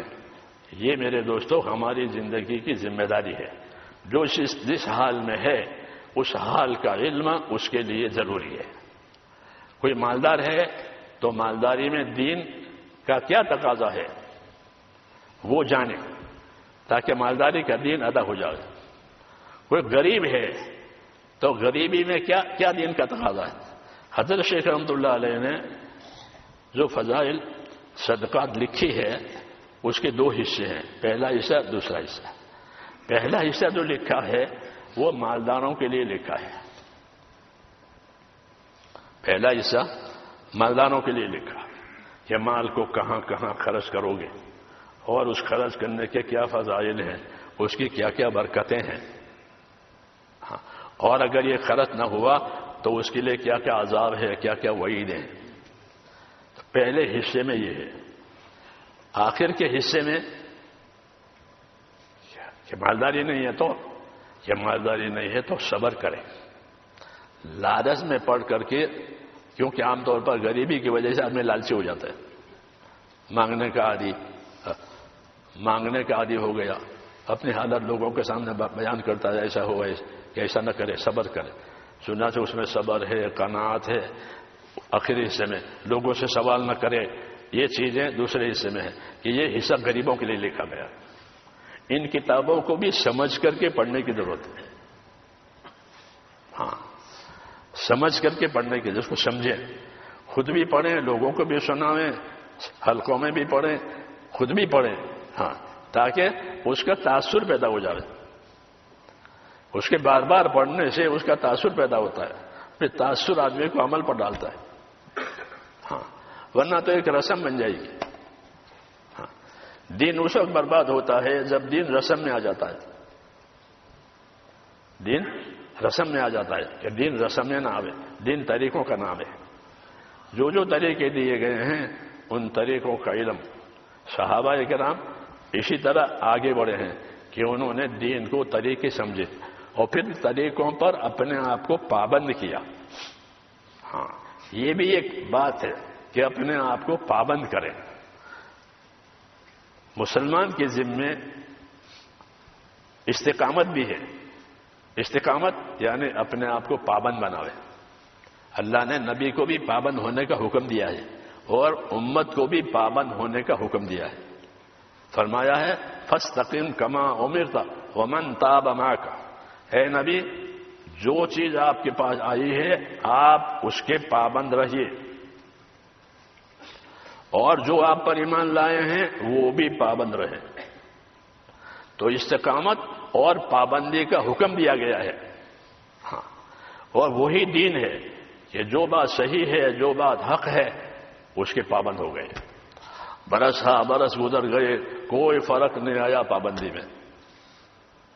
ہاں سعید بن مسیب ایک تابعی ہے، وہ کہتے ہیں کہ 20 برس ہو گئے، کبھی ایسا نہیں ہوا کہ میں اذان سے پہلے مسجد میں نہ آیا ہوں. کتنے سال ہو گئے؟ 20 برس. یہ استقامت کی بات ہے کہ اپنے عمل میں استقامت. اس لیے کہ استقامت ایسا ہے جیسے کوئی تعمیر ہو تو اینٹ پر اینٹ تو مکان بنے گا. آج 2-4 اینٹ لگائی پھر چھوڑ دیا، پھر 2-4 اینٹ لگائی پھر چھوڑا، تو وہ مکان تھوڑا بنے گا. وہ تو ٹوٹا پھوٹا ہے، وہ رہنے کا قابل نہیں ہے. تو ہر آدمی کے عمل سے اس کی جنت تیار ہوتی ہے، اس کا مال میٹیریل اوپر جاتا ہے، اس سے اللہ اس کی آخرت بناتے ہیں. اس لیے دعوت دی ہے کہ وَلْتَنْظُرْ نَفْسٌ مَا قَدَّمَتْ لِغَدٍ. ہر آدمی سوچا کرے کہ آنے والی کل کے لیے اس نے کیا تیاری کی ہے. ہاں آنے والی کل اس کی موت، آنے والی کل قیامت. یہ دو چیزیں بڑی ہیں. موت یہ انفرادی قیامت ہے، موت انفرادی قیامت ہے، اور وہ قیامت اجتماعی قیامت ہے، وہ پوری کائنات پر آئے گی. اور موت انفرادی قیامت ہے. من مات فقط قامت قیامتہ. جو مرا اس کی قیامت قائم ہو گئی. ہاں یہ بتایا ہے. اس لیے فرمایا کہ وَلْتَنْظُرْ نَفْسٌ مَا قَدَّمَتْ لِغَدٍ، ہر آدمی یہ سوچا کرے کہ اس نے آنے والی کل کے لیے کیا تیاری کی ہے۔ تو میرے بزرگوں، اللہ تعالیٰ نے ہم کو اپنا دین دیا ہے، اور اس سے بڑی کوئی نعمت نہیں ہے، اس سے بڑی کوئی نعمت نہیں ہے۔ ہاں، اس دین کا کیا تقاضا ہے کہ ہم اپنے آپ کو اس دین کا پابند کریں یقین کے ساتھ کہ ہماری کامیابی اسی میں ہے، جیسے روز کہتے ہیں کہ ہماری کامیابی اسی میں ہے۔ ہاں، تو اپنے آپ کو یقین کے ساتھ پابند کرنا، حدود کو، حقوق کو باقی رکھنا، کیا حق ہے کیا حد ہے اس کو دیکھنا ہے کہ یہ حق ہے، اتنی حد ہے۔ ہر چیز کے حق ہوتے ہیں، حدود، حد۔ تو دین کے کیا کیا حقوق ہیں، کیا کیا اس کی حدیں ہیں۔ جو چیز جو اللہ کے فرائض ہیں وہ اللہ کے حقوق ہیں، اور جو چیزیں اللہ نے حرام کی ہے وہ اللہ کے حدود ہیں، وہ بارڈر ہیں، وہاں کوئی نہ جائے۔ یہ مطلب ہے کہ وہ اللہ کے حدود ہیں، یہ اللہ نے حرام کی ہے، اس کے پاس کوئی نہ جائے۔ بارڈر میں داخل ہونا بڑا گناہ، کسی بارڈر میں داخل ہو گئے کسی تو بہت بڑا گناہ۔ دو یمانی ہمارے آئے تھے، بیچارے سیدھے سیدھے دیہات کے لوگ، تو وہ بنگلہ دیش میں تھے۔ کسی نے کہا یہاں شہد ملتا ہے، بولے بالے تو چلے گئے، اور ہندوستان کے بارڈر میں بنگلہ دیش میں آئے ہوئے داخل ہو گئے۔ بس ایک تو پردیسی اور بغیر پرمیشن کے آئے ہیں، تو 2 برس ان کا کیس چلا۔ کیوں؟ کہ بارڈر میں داخل ہو گئے۔ کوئی حکومت نہیں برداشت کرتی کہ ان کے بارڈر میں کوئی آوے بغیر پوچھے۔ ہاں، یہ قانون ہے، اللہ کا بھی یہ قانون ہے کہ جو چیزیں اللہ نے حرام کی ہیں وہ اللہ کے بارڈر ہیں، اس کے پاس کوئی نہ جائے۔ تلک حدود اللہ فلا تقربوها، یہ اللہ کے حدود ہیں، یہ بارڈر ہے، اس کے پاس کوئی نہ جائے، اس سے دور رہے۔ اس لیے ایمان کو اتنا قوی بنانا ہے کہ اللہ کے فرائض ادا ہو جائیں، اور اللہ کے حرام سے بچنے کی طاقت پیدا ہو جائے، اور دین کے تقاضے پورے ہونے کی صلاحیت پیدا ہو جائے۔ اتنا ایمان بنانا ضروری ہے۔ میری بات سمجھ میں آ رہی ہے؟ اتنا ایمان بنانا ضروری ہے کہ اللہ کے حقوق، جو اللہ کے فرائض ہیں وہ ادا ہو جائیں، اور جو اللہ کے حدود ہیں حرام، اس سے بچنا نصیب ہو جائے، اور جو اللہ کے دین کے تقاضے ہیں، دین کے لیے جو جان مال اللہ نے دی ہے وہ تقاضے پورے ہو جائیں۔ یہ دین کا تقاضا ہے، یہ دین کا تقاضا ہے۔ اس لیے اپنے ایمان میں اتنی قوت پیدا کرنی ہے، اور آخرت کی اتنی فکر پیدا کرنی ہے کہ یہ چیزیں ہماری زندگی میں آ جائیں کہ یہ اللہ کے حقوق ہیں، یہ اللہ کے حدود ہیں، اور اللہ کے دین کے یہ تقاضے ہیں، کیونکہ اللہ تعالیٰ نے ہم کو آخرت کے لیے پیدا کیا ہے۔ حدیثوں میں ہے کہ ان الدنیا خلقت لکم وانکم خلقتم للآخرہ، کہ دنیا ساری کے ساری تمہارے لیے پیدا کی ہے۔ یہ بشارت ہے۔ دنیا کا سونا، دنیا کی چاندی، دنیا کے سارے اسباب راحت، یہ کس کے لیے ہے؟ کہ انسانوں کے لیے ہے۔ کہ دنیا کو اللہ نے تمہارے لیے پیدا کر دیا، بلکہ صرف پیدا ہی نہیں کیا، بلکہ دنیا کے چیزوں کو تمہارے کام میں لگایا، سورج کو، چاند کو، زمین کو، آسمان کو، جانوروں کو، اور ہر چیز کو، جس چیز سے چاہو کام لے لو، لوہے سے، لکڑے سے۔ ہاں، تمہارے لیے پیدا کی ہے، تمہاری خدمت کے لیے بنائی ہے۔ یہ بشارت ہے کہ ان الدنیا خلقت لکم، کہ دنیا تمہارے لیے پیدا کی گئی ہے۔ تو حدیث کے اس ٹکڑے میں بشارت ہے۔ اگلا ٹکڑا ذمہ داری بتانے کے لیے ہے۔ رسول صلی اللہ علیہ وسلم کے ذمہ ہے کہ بشارت بھی دیں اور ذمہ داری بھی بتائیں۔ نبی اسی طرح بھیجے جاتے ہیں کہ بشارت دیں تاکہ لوگ خوشی خوشی کام کریں، بشارت کی امید میں۔ ہاں، تو پہلا ٹکڑا حدیث کا بشارت ہے کہ ان الدنیا خلقت لکم، دنیا تمہارے لیے پیدا کر دی ہے، اور کسی جن کے لیے، کسی فرشتے کے لیے، کسی مخلوق کے لیے نہیں، یہاں کی ہر چیز انسانوں کے لیے۔ لیکن انسان کو کیوں پیدا کیا ہے کہ وَإِنَّكُمْ خُلِقْتُمْ لِلْآخِرَةِ، تم کو آخرت کے لیے پیدا کیا ہے. تو آخرت میں جانے کے لیے اپنے آپ کو آخرت والا بنانا ہے. ہاں، اگر بگڑ کر آخرت میں گیا تو آخرت بگڑ جائے گی اور حسرت اور پچھتاوے کے سوا کچھ نہیں رہے گا. اس لیے میرے دوستو، زندگی اپنے آپ کو بنانے کے لیے ہے. ایمان کے لحاظ سے، عبادت کے لحاظ سے، اعمال اور اخلاق کے لحاظ سے، اخلاص کے لحاظ سے اپنے آپ کو بنانا ہے. جب اس کی محنت ہوگی تو یہ چیزیں زندگیوں میں دھیرے دھیرے آئے گی. ایمان آئے گا، اللہ سے امیدوار بنائے گا ایمان، اللہ سے ڈرائے گا ایمان، اللہ کے حکموں پر چلائے گا ایمان. ہاں، کیونکہ ایمان کا تقاضا اطاعت ہے. جب ایمان صحیح ہوتا ہے تو پھر زندگی اطاعت پر آتی ہے. ایمان کا تقاضا ہی اطاعت ہے کہ ایمان اسی لیے دیا گیا ہے کہ اللہ کی اطاعت کی جائے. رسول اسی لیے بھیجے جاتے ہیں کہ اللہ کی اطاعت کی جائے. وما ارسلنا من رسول الا لیطاع باذن اللہ، کہ اللہ نے رسولوں کو اس لیے بھیجا ہے کہ تاکہ ان کے فرمانے سے، اللہ کے فرمانے سے وہ لوگوں کو اللہ کی اطاعت پر قائم کریں. اگر وہ اطاعت پر قائم نہیں ہوں گے تو ان کی زندگیاں اپنے خواہشات پر ہوگی. ہاں، ان کی زندگیاں اپنے خواہشات پر ہوگی. اور جب آدمی خواہشات کے پیچھے پڑے گا تو وہ حق ادا نہیں کرے گا. ہاں، یہ قاعدے کی بات ہے کہ جو راستہ خواہشات کا ہے، منشاہی کا ہے، اس میں حقوق ادا نہیں ہوتے. حقوق تو حکموں کی تابع داری کی وجہ سے ہوتے ہیں کہ اپنے آپ کو حکموں کا پابند کرو. ایمان اسی کا نام ہے کہ اللہ نے جو بات بتائی ہے وہ حق ہے اور مجھے حق کے تابع ہونا ہے. اس لیے اپنے آپ کو ایمان کا تابع بنانا یعنی اللہ کی اطاعت کے ساتھ زندگی گزارنا. خود بھی اپنے اہل و عیال کے بھی، یا ایھا الذین آمنوا قوا انفسکم واہلیکم نارا، اے ایمان والو اپنے آپ کو، اپنے اہل و عیال کو دوزخ سے بچاؤ. جیسے بھوک سے، پیاس سے، سردی گرمی سے بچاتے ہیں اپنے اہل و عیال کو، ایسے ہی ان کو دوزخ سے بچاؤ. حضرت علی فرماتے تھے دوزخ سے بچانے کا مطلب یہ ہے کہ ان کو دین سکھاؤ. ان کو کیا سکھاؤ؟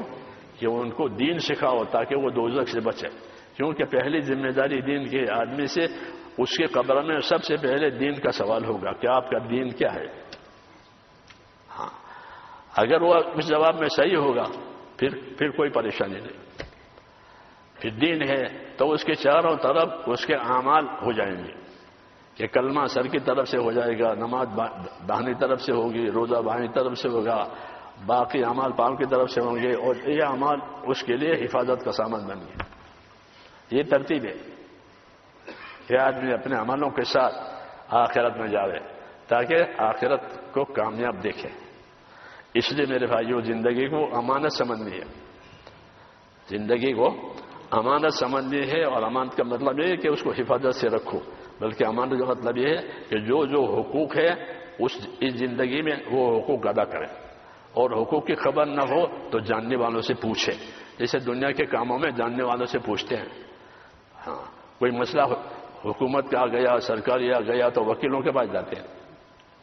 بیماری کا مسئلہ آیا تو ڈاکٹروں کے پاس جاتے ہیں. تعمیر کا مسئلہ آیا بلڈروں کے پاس جاتے ہیں. ہر لائن کے بڑوں کے پاس جاتے ہیں. دین کے بارے میں یہ ہے کہ جو دین جانتے ہیں ان کے پاس جاؤ، ان سے پوچھو تاکہ دین کی ذمہ داری کا پتہ چلے. یہ سب ذمہ داریوں کی باتیں ہیں. ہاں، اس لیے میرے بھائیوں اس ذمہ داریوں کو پورا کرنا ہے. اور پھر ہم کو ان ذمہ داریوں کے ساتھ اللہ تعالیٰ نے اس امت کو ایک محنت دی ہے.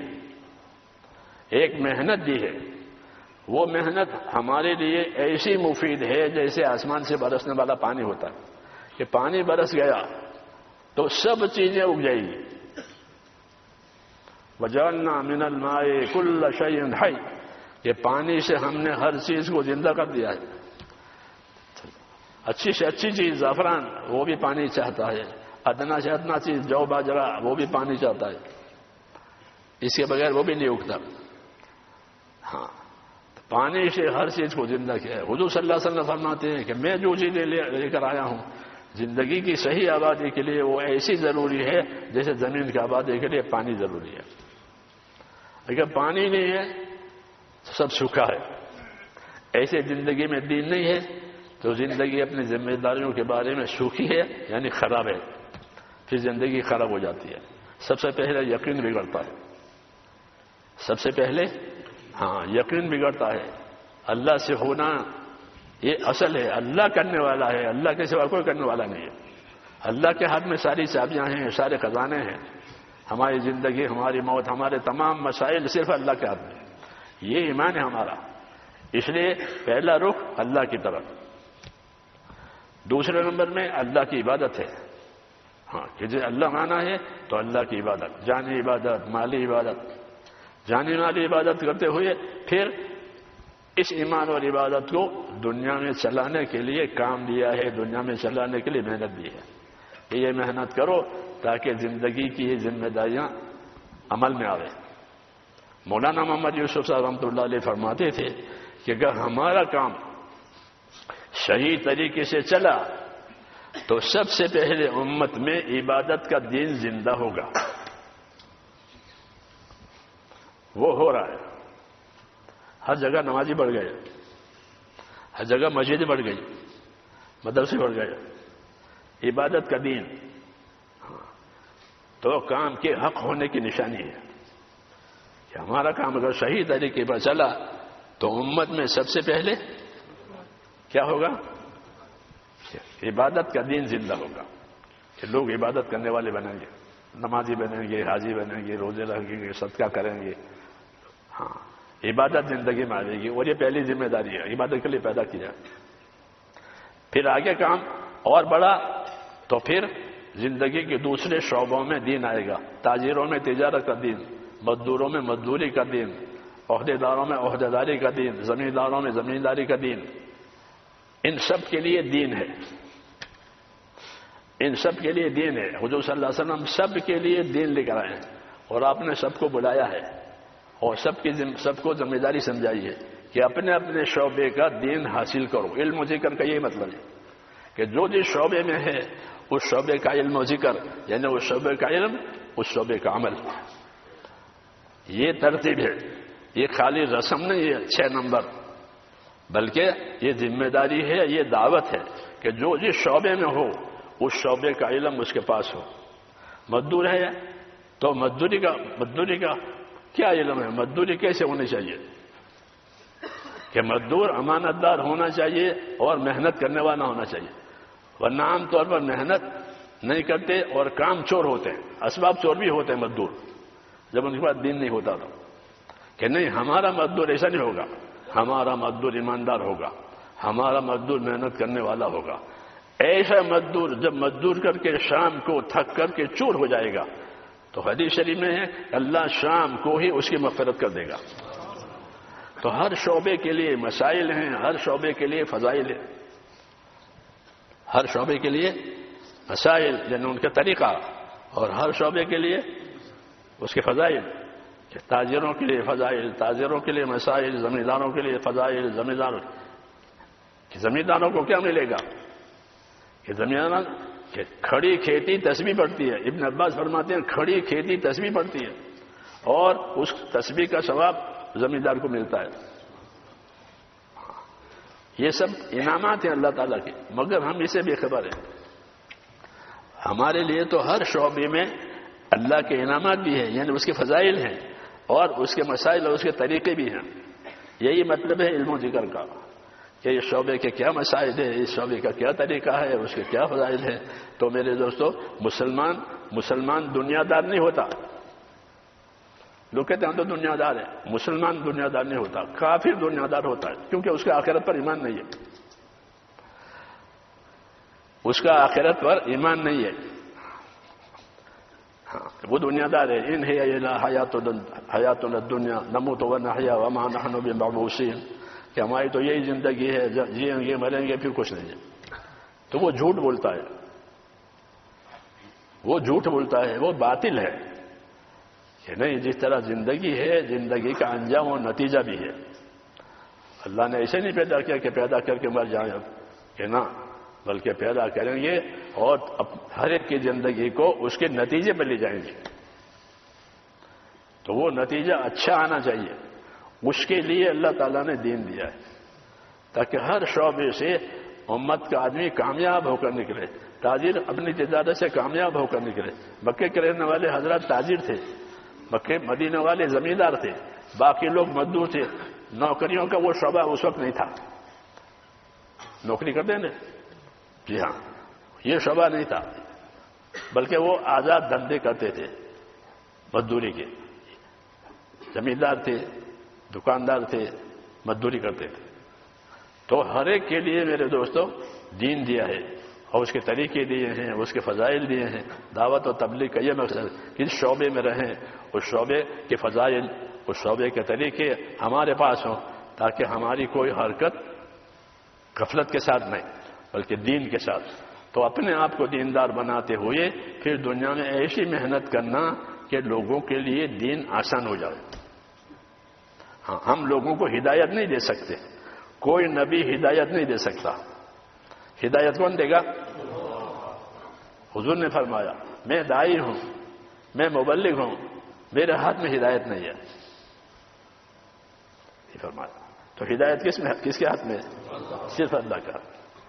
اور شیطان مزین ہے, دنیا کو زینت بنا کے دیتا ہے. گمراہی اس کے قبضے میں نہیں ہے کہ وہ جس کو جائے گمراہ کر دے, ایسا نہیں ہے, بلکہ ہدایت اور گمراہی اللہ کے قبضے میں ہے.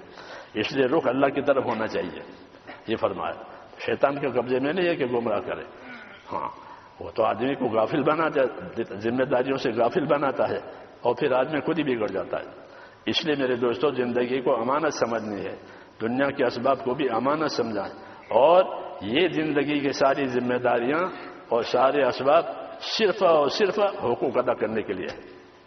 اللہ کے حقوق, بندوں کے حقوق, اپنے ذات کے حقوق. ہاں, اپنے ذات کے حقوق. اپنی ذات کا حق یہ ہے کہ ہر آدمی اپنے آپ کو دوزخ سے بچاوے. یہ حق ہر آدمی کی ذات پر اس کی ذات کا حق ہے. ہر آدمی پر اس کی ذات کا کیا حق ہے کہ اپنے آپ کو دوزخ سے بچاؤ. یا ایھا الذین آمنوا قوا انفسکم واہلیکم نارا, اے ایمان والو اپنے آپ کو, اپنے اہل و عیال کو دوزخ سے بچاؤ. تو ہر آدمی پر یہ حق ہے کہ اپنے آپ کو دوزخ سے بچائے. اگر وہ اپنے آپ کو نہیں بچاتا تو اس کا کوئی مددگار نہیں ہوگا. یہ ذمہ داریاں بتائی گئی ہیں. اس لیے اپنے آپ کو دیندار بنانا, اہل و عیال کو دیندار بنانا اور دنیا میں لوگوں کے لیے دین آسان ہو جاوے, ایسی محنت کرنا جان مال سے, یہ ہماری ذمہ داری ہے. اس کے لیے اللہ تعالیٰ نے یہ آسان ترتیب کی ہے اور اللہ تعالیٰ نے اس ترتیب کے نتائج بھی ظاہر فرمائے ہیں. اب زیادہ سمجھانے کی بھی ضرورت نہیں ہے. اب تو جو چلے گا وہ دیکھ لے گا, جو چلے گا وہ دیکھ لے گا. سمجھنا ضروری ہے. حضرت فرماتے تھے کہ دین کہ وہ تو سمجھانے کے لیے ہے. دنیا کا کام دکھا کر کیا جاتا, دین کا کام سمجھا کر کیا جاتا. آپ کو کوئی چیز بیچنی ہے تو آپ اس کا سیمپل بتائیں گے, یہ چائے کا سیمپل ہے. دنیا کے کام دکھلا کر اور دین کا کام سمجھا کر, کہ سمجھاؤ, سمجھانے میں کمی نہ کرو. حضرت جی فرماتے کہ سمجھاؤ, لوگوں میں سمجھ ہے, لوگوں میں سمجھ ہے, سمجھاؤ اور سمجھانے میں کمی نہ کرو. تو ہمارا کام اپنے عمل کو اچھی طرح سمجھنا اور دوسروں کو سمجھانا, یہ ہمارے ذمہ ہے. تو اس کے لیے تیار ہیں؟ ہاں, اپنی اپنی ترتیب بنا کر کے اللہ کے راستے میں جانا اور اسی کام کو سمجھانا تاکہ زندگی سنت پر آوے, طریقوں پر آوے, رواج میں سے نکل جائے, غفلت میں سے نکل جائے.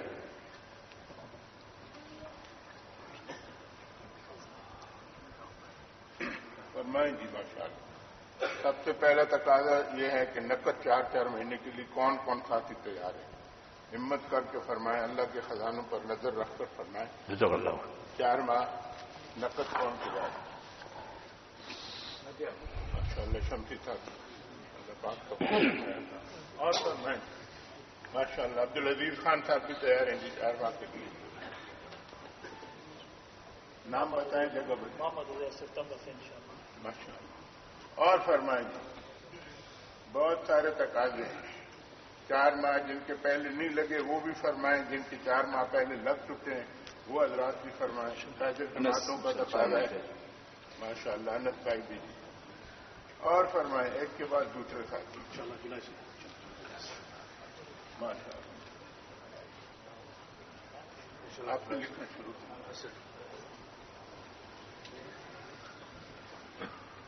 جی اور فرمائیں جی ماشاء اللہ مسجد ابراہیم بریڈ فورڈ صادق طارق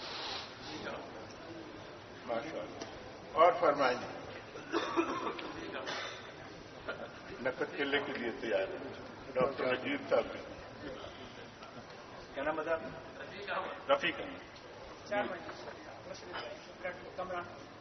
ماشاء اللہ اور فرمائیں جی 4 ماہ کے لیے نقد کون ہمت کرتے ہیں ہمت مردہ مدد خدا اللہ پاک کی طرف متوجہ ہوں کہ اللہ راستہ کھولیں گے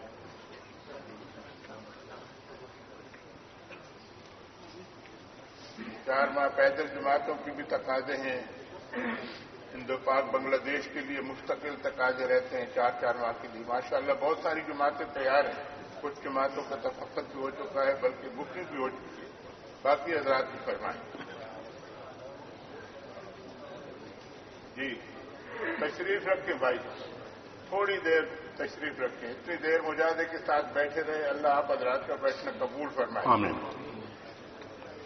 جی 4 ماہ کے لیے بھائی فرمائیں اسی طرح 40 دن کے تقاضے ہیں یورپ کے ممالک سارے بیچارے ترس رہے ہیں ہمارے پاس جماعتیں بھیجو ہمارے پاس جماعتیں بھیجو ہر ہفتے کینیڈا سے امریکہ سے یورپ کے ممالک سے اطلاعات آتی ہیں وہ بیچارے یعنی منت سماجی کے طور پر لکھتے ہیں مہربانی فرما کر انگلینڈ والے ہمارے پاس جماعتیں بھیجیں 4 ماہ کی 40 دن کی تو جن بھائیوں کے ابھی چلے لگانے کے ارادے ہیں چلے ڈیو ہیں بلکہ بہت سارے ساتھیوں کے تو بیماری کے حالات کی وجہ سے چلے اوور ڈیو ہیں تو یہ بہترین موقع ہے کون کون تیار ہیں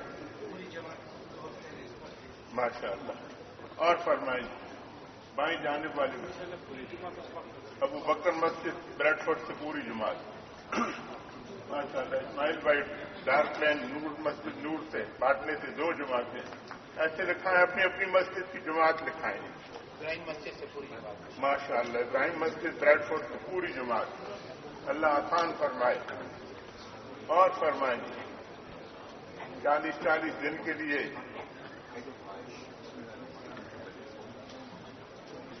یورپ کے ممالک میں جانا ہے اندرون ملک بہت سارے تقاضے ہیں لوگ ترس رہے ہیں ہمارے پاس کوئی آئے جی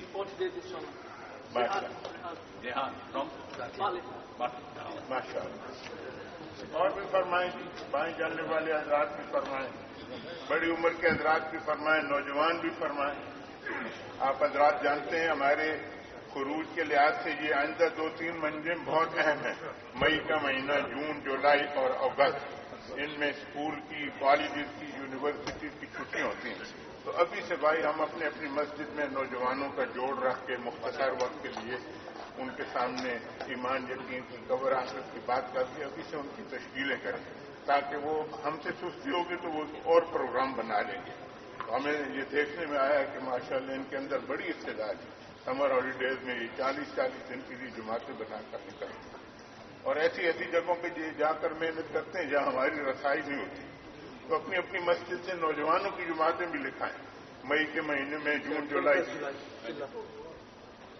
ماشاء اللہ اور بھی فرمائیں جہاں جہاں سے جماعتیں بن چکی ہیں وہ بھی فرمائیں اور ارادے بھی لکھائیں کہ ہم اپنی مسجد سے جو 2 جماعتیں 3 جماعتیں 5 جماعتیں نکالنے والی مساجد بھی یہاں بیٹھی ماشاء اللہ ساتھ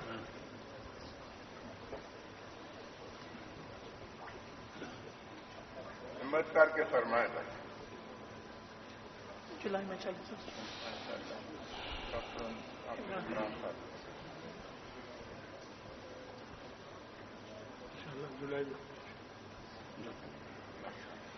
اور فرمائیں جی ہمت کر کے فرمائیں بہت سارے تقاضے ہیں یورپ کے تقاضے ہیں کینیڈا سے ہر ہفتے اطلاعات آتی ہیں ہمارے پاس جماعتیں بھیجو مستورات کی جماعتیں بھیجو مردوں کی جماعتیں بھیجو دیکھو اللہ رب العزت نے ہمیں یہ موقع عطا فرمایا ہم وہاں جا کر محنت کریں گے حافظ پٹیل صاحب رحمۃ اللہ علیہ فرمایا کرتے تھے تم ایک آدمی کو دعوت دیتے ہو وہ آدمی اکیلا نہیں ہوتا اس کے پیچھے پورا خاندان ہوتا ہے اور وہ ایک آدمی پورے خاندان میں دین کے لانے کا ذریعہ بن جاتا ہے.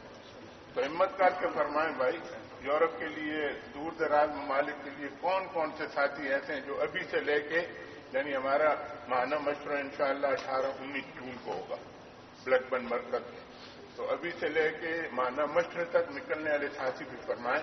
پھر اس کے بعد جولائی، اگست میں، سپتمبر تک کے ساتھی اپنے اپنے ارادے لکھائیں کہ بھائی میں اگست میں تیار ہوں اپنی جماعت کے ساتھ، جولائی میں تیار ہوں. تو اب تو آسان مسئلہ ہو گیا، موقع مل گیا.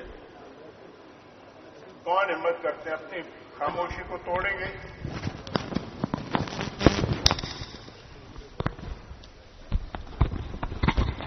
جی نوجوانوں کی جماعتیں بھی لکھائیں جی. مئی کے مہینے میں، جون، جولائی، اگست کے مہینے میں کہاں کہاں سے جماعتیں نکلنے والی ہیں. ماشاءاللہ چھٹیاں شروع ہو رہی ہیں، تو اس کے لیے فرمائیں بھائی ہمت کر کے. ماشاءاللہ مسجد نور الاسلام سے ایسے اور بھی فرمائیں جی. کھڑے ہو کے لکھائیں، کھڑے ہو کے لکھائیں، شیطان کی کمر توڑے. ماشاءاللہ اللہ پاک قبول فرمائے. یہ کھڑا ہونا بھی بہت بڑی بات ہے. ماشاءاللہ کوئی مسجد ایسی نہ رہے جو کسی نہ کسی درجے میں اپنی مسجد سے جماعتوں کا ارادہ نہ لکھائے. 1 جماعت، 2 جماعت، 3 جماعتیں. یہی نوجوان انشاءاللہ آئندہ جا کے دین کا کام کریں گے. ماشاءاللہ ابو بکر مسجد سے 1 جماعت. اور فرمائیں جی. ماشاءاللہ جی. بہت سارے ساتھی گھبراتے ہیں کہ ان دنوں میں نوجوان نکلیں گے تو نوجوانوں کے ساتھ نکلنا مسئلہ ہے. بھائی ہم نہیں ان کو برداشت کریں گے تو کون برداشت کرے گا؟ تھوڑی سی برداشت کرنے کی بات ہے. ہم ان کے ساتھ رہیں گے، ان کی سرپرستی کریں گے، بڑی عمر کے ساتھی. انشاءاللہ یہی مستقبل میں دین کا کام پورے ملک میں، پوری دنیا میں لے کر جائیں گے. تو اس لیے ہمت کر کے فرمائیں جی.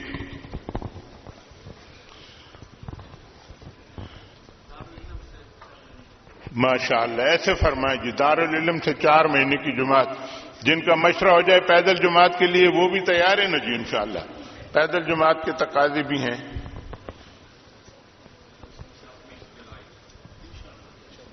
نوجوانوں کی جماعتیں لکھائیں. اور اس وقت بہترین موقع ہے، انشاءاللہ ہماری مساجد میں جماعتیں آئیں گی، ہم ان کی نصرت کریں، ان جماعتوں کے ذریعے سے اپنے ساتھیوں کو تیار کریں. بعض دفعہ ہم کچھ ساتھیوں تک خود نہیں پہنچ سکتے، آئی جماعت کی قربانی ہوتی ہے، ان کے ذریعے سے ہم ان کے پاس جا کر ان کی تشکیل کریں. اور یہ نوجوان اتنے صاف دل ہیں میرے دوستو، یہ نوجوان بڑے پیارے ہیں، بہت محبت سے بات دین کی سنتے ہیں. صرف ان کو محبت اور پیار کی ضرورت ہے. یہ نہ ہم سے موبائل مانگتے ہیں، نہ پیسے مانگتے ہیں، نہ کھانا مانگتے ہیں، بلکہ یہ تو ہم کو کھلانے والے ہیں. یہ ایک بات مانگتے ہیں کہ ہم انہیں محبت سے دیکھیں، محبت سے ان کے ساتھ بات کریں. انشاءاللہ پیار محبت سے لیں گے، یہی آگے جا کے دین کا کام کریں گے.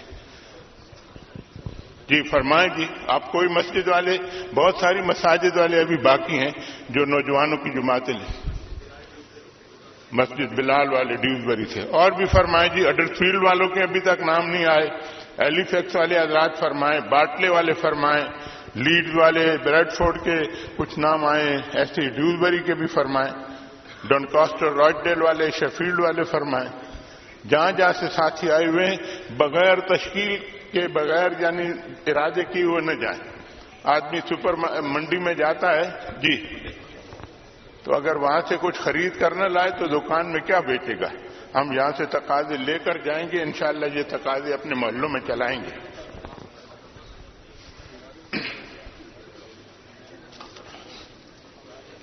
جی ماشاءاللہ.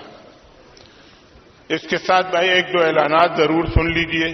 پہلی بات تو جی ماشاءاللہ لکھنے والے، پہلا اعلان تو یہ ہے کہ اللہ کا شکر ہے حضرات ہمارے پاس تشریف لائے ہوئے ہیں، بجائے اس کی کہ ہم ان کی خدمت میں حاضر ہوتے. یہ بیماریوں کے باوجود اور مختلف مصروفیات کے باوجود ہمارے پاس تشریف لائے، ہم پر شفقت فرمائی. تو انشاءاللہ کل فجر کی نماز 4:30 بجے ہوگی اور فجر کی نماز کے بعد مختصر مگر بہت ہی اہم بات ہوگی، اس لیے سارے بھائیوں سے درخواست ہے قربانی کر کے صبح فجر کی نماز یہاں پڑھیں 4:30 بجے 4:30 انشاءاللہ فجر کی نماز ہوگی، اس کے بعد مختصر لمبا بیان نہیں ہوگا۔ آپ حضرات کا خیال بھی حضرات نے رکھا ہے کہ کچھ ساتھی کام پہ جانے والے ہوتے ہیں، کچھ بچوں کے سکول کالج لے جانے والے ہوتے ہیں، تو 4:30 بجے 4:30 پہ فجر کی نماز میں ضرور تشریف لائیں۔ ایک بات تو یہ جو ساتھی یہاں نہیں ہیں ان تک بھی یہ بات پہنچائیں، اور دوسری درخواست یہ ہے اللہ جزائے خیر دے محلے والوں کو، انہوں نے کھانے کا انتظام کیا ہے، اللہ ان کی محنت کوشش قربانی قبول فرمائے اور ان کے جان مال اولاد عزت آبرو میں برکت عطا فرمائے۔ تو ایک درخواست یہ ہے کہ پہلے نماز سنن اور نوافل سے فارغ ہونے کے بعد جو اطراف کے شہروں سے ساتھی آئے ہیں، مثلا شیفیلڈ ہے، بریڈ فورڈ، راجڈیل، ایسے ڈونکاسٹر تک کے ساتھی آئے ہیں، دور دراز سے بھی آئے ہیں، تو پہلے نمبر پہ یہ حضرات کھانے سے فارغ ہو جائیں۔ ڈیوزبری باٹلے والے حضرات کی خدمت میں درخواست ہے کہ مہمانوں کا اکرام کرتے ہوئے آپ تشریف رکھیں، جب مہمان فارغ ہو جائیں اس کے بعد ڈیوزبری باٹلے والے حضرات کھانے کے لیے تشریف لے جائیں۔ جزاک اللہ خیر۔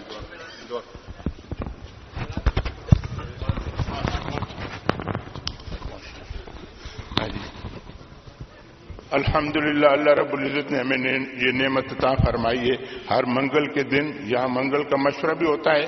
آج کل نماز 8 بجے ہے، 7:45 ہے، پھر آہستہ آہستہ ٹائم بدلتا جائے گا، تو 7:45 بجے عصر کی نماز ہے، اس کے بعد منگل کا مشورہ ہوتا ہے، اور اسی طرح شب جمعہ کا بیان بھی عصر کی نماز کے بعد ہوتا ہے۔ 7:45 اور 8 تو ایسا وقت ہے کہ ساری دنیا کے لوگ کام کاج سے فارغ ہو جاتے ہیں، تو اس لیے بھائی ہم خود بھی آنے کی کوشش کریں۔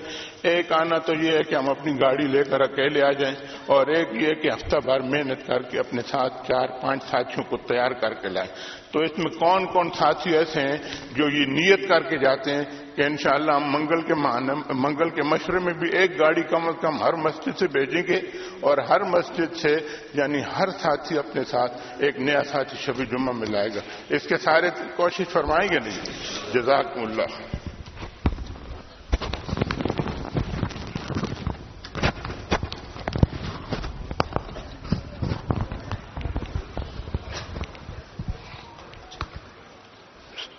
درود شریف پڑھ لیں۔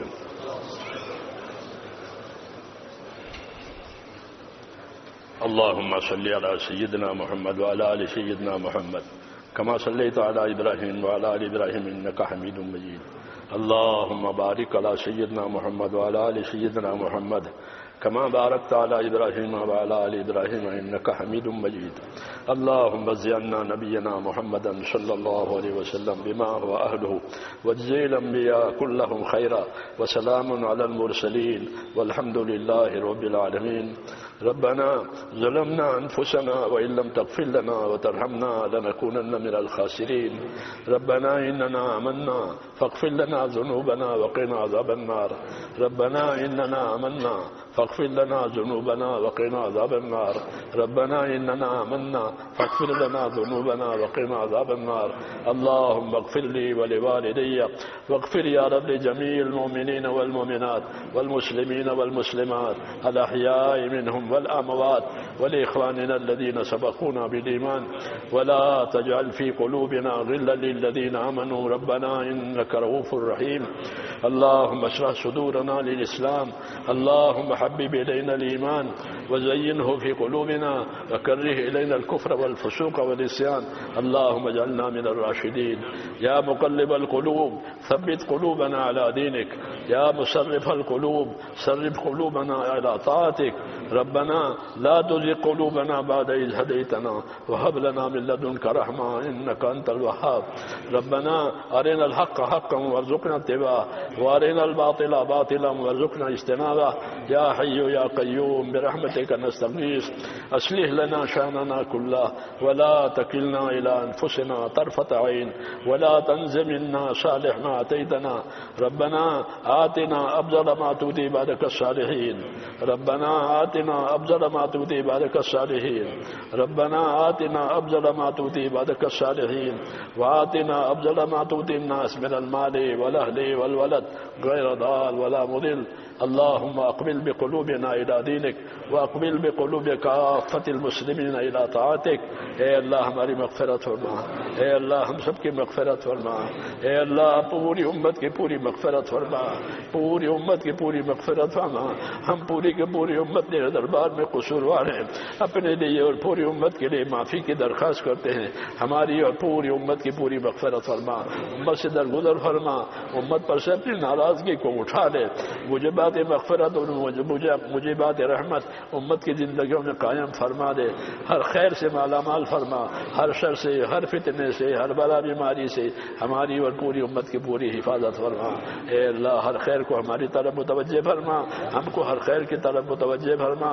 ربنا آتنا فی الدنیا حسنہ وفی الآخرۃ حسنہ وقنا عذاب النار. اللهم انا نسألك من خیر ما سألك منه نبيك محمد صلی اللہ علیہ وسلم ونعوذ بك يا رب من شر ما استعاذك منه نبيك محمد صلی اللہ علیہ وسلم. انت المستعان وعليك البلاغ ولا حول ولا قوة الا بالله العلي العظیم. اے اللہ ہماری مغفرت فرما، پوری امت سے درگزر فرما، ہر خیر کو ہماری طرف متوجہ فرما. جن بھائیوں دوستوں نے دعاؤں کے لکھا ہو کہا ہو، یا اللہ ان کی جائز مرادیں پوری فرما، ان کی پریشانیوں کو دور فرما، ان کی بیماریوں کو صحت سے بدل دے، ان کی دشواریوں میں آسانیاں پیدا فرما دے. ہر خیر کو ہماری طرف متوجہ فرما، ہر شر سے ہماری اور امت کی حفاظت فرما. وصلی اللہ تعالی علی خیر. تمام حضرات کی